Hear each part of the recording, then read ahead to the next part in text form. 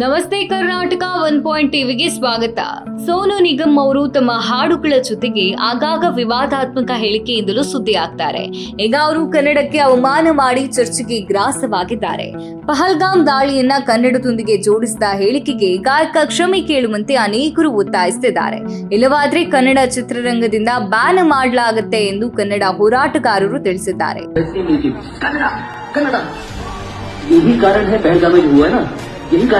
ಹೌದು, ಗಾಯಕ ಸೋನು ಅವರ ವಿವಾದಾತ್ಮಕ ಹೇಳಿಕೆಗಳು ಇದೇನೂ ಮೊದಲಲ್ಲ. ಆದ್ರೆ ಈ ಬಾರಿ ಕನ್ನಡದ ಬಗ್ಗೆ ವಿವಾದಾತ್ಮಕ ಹೇಳಿಕೆ ನೀಡಿದ್ರಿಂದ ಕನ್ನಡ ಅಭಿಮಾನಿಗಳ ಆಕ್ರೋಶಕ್ಕೆ ಸೋನು ನಿಗಮ್ ಗುರಿಯಾಗಿದ್ದಾರೆ. ಕಾರ್ಯಕ್ರಮ ಒಂದರಲ್ಲಿ ಸೋನು ಪಹಲ್ಗಾಮ್ ದಾಳಿಯಾಗಿದ್ದು ಕನ್ನಡದಿಂದಲೇ ಎಂಬರ್ಥ ಬರೋ ರೀತಿಯಲ್ಲಿ ವಿವಾದಾತ್ಮಕ ಹೇಳಿಕೆ ನೀಡಿದ್ದಾರೆ.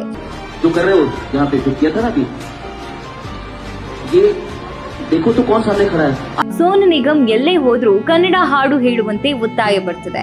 ಅದು ಸಾಮಾನ್ಯ ವಿಷಯ. ಹೇಗೆ ಬೆಂಗಳೂರಿನ ಕಾಲೇಜು ಒಂದರ ಕಾರ್ಯಕ್ರಮದಲ್ಲಿ ಸೋನು ನಿಗಮ್ ಭಾಗವಹಿಸಿದ್ದಾಗ ಈ ವೇಳೆ ವಿದ್ಯಾರ್ಥಿಯೊಬ್ಬ ಕನ್ನಡ ಹಾಡು ಹೇಳುವಂತೆ ಕೇಳಿದ್ರು. ಆದ್ರೆ ಸೋನು ಆಗ ತಾಳ್ಮೆ ಕಳೆದುಕೊಂಡಿದ್ದಾರೆ. ತಮ್ಮ ಹಾಡನ್ನ ಅರ್ಧಕ್ಕೆ ನಿಲ್ಲಿಸಿದ ಅವರು ಕನ್ನಡ ಕನ್ನಡ ಇದೇ ಕಾರಣದಿಂದ ಪಹಲ್ಗಾಮ್ ದಾಳಿಯಾಗಿದ್ದು ಎಂದು ಹೇಳಿ ವಿವಾದ ಸೃಷ್ಟಿಸಿದ್ದಾರೆ. ಇಂತಹ ಹೇಳಿಕೆಯಿಂದಾಗಿ ಸೋನು ನಿಗಮ್ ಬಗ್ಗೆ ಈಗ ಕನ್ನಡಿಗರು ಅಪಸ್ವರ ತೆಗೆದಿದ್ದಾರೆ.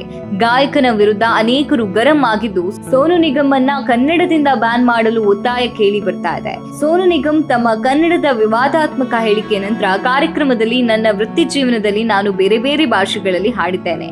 ಆದ್ರೆ ನಾನು ಹಾಡಿದ ಅತ್ಯುತ್ತಮ ಹಾಡುಗಳು ಕನ್ನಡದಲ್ಲಿವೆ. ನಾನು ಕರ್ನಾಟಕಕ್ಕೆ ಬಂದಾಗ್ಲೆಲ್ಲ ತುಂಬಾ ಪ್ರೀತಿ ಗೌರವದಿಂದ ಬರ್ತೇನೆ. ಪ್ರತಿ ಬಾರಿ ಯಾರಾದ್ರೂ ಕನ್ನಡ ಎಂದು ಕೂಗಿದಾಗ ಅವರಿಗೆ ಕನ್ನಡ ಹಾಡನ್ನ ಹಾಡಿರ್ತೇನೆ ಎಂದ ಬಳಿಕ ಈ ರೀತಿ ಹೇಳಿದ್ದಾರೆ. ನಿರ್ಮಾಪಕರಿಗೆ ಹೇಳುತ್ತಾ ಇದ್ದೀನಿ, ಇಂಥ ಅಯೋಗ್ಯರನ್ನೆಲ್ಲ ಕರ್ನಾಟಕದ ನೆಲಕ್ಕೆ ತಂದು ಅವ್ರನ್ನ ಆಡಿಸಿ ಅವರಿಂದ ಕನ್ನಡ ಅನ್ನೋದೇನಿಲ್ಲ. ಅವರು ಇಂಥ ಎರಡು ಬಗೆಯ ಮಾತುಗಳು ಅನುಮಾನವನ್ನ ಹುಟ್ಟಿಸ್ತಾ ಇದೆ. ಮೊದಲು ಕನ್ನಡದ ಬಗ್ಗೆ ಹೇಳಿದ ವಿವಾದಾತ್ಮಕ ಮಾತನ್ನ ಸರಿದೂಗಿಸಲು ನಂತರ ಕನ್ನಡದ ಮೇಲೆ ಪ್ರೀತಿ ಇರುವುದಾಗಿ ಹೇಳಿದ್ರಾ ಎಂದು ಸಂದೇಹ ಉಂಟಾಗ್ತಿದೆ. ಆದ್ರೆ ಗಾಯಕರು ಕಲಾವಿದರು ಎಲ್ಲರೂ ಎಲ್ಲಾ ಸಂದರ್ಭದಲ್ಲಿ ಒಂದೇ ರೀತಿ ಇರುವುದಿಲ್ಲ.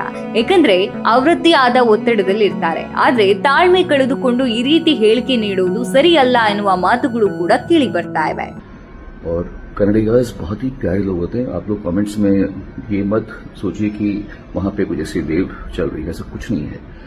हर जगह पे 4-5 ऐसे गंदे लोग होते हैं जो हर प्रांत में, आई एम श्योर हर आपके किसी भी स्टेट में होंगे, पर उनको ये याद दिलाना बहुत जरूरी है. You can not allow them to threaten you as an audience. ಅಲ್ಲದೆ ಅನೇಕರು ಪಹಲ್ಗಾಮ್ ದಾಳಿಗೂ ಕನ್ನಡ ಕನ್ನಡ ಎಂದು ಕೇಳುವುದಕ್ಕೂ ಸಂಬಂಧ ಏನು ಅಂತ ಪ್ರಶ್ನಿಸ್ತಾ ಇದ್ದಾರೆ.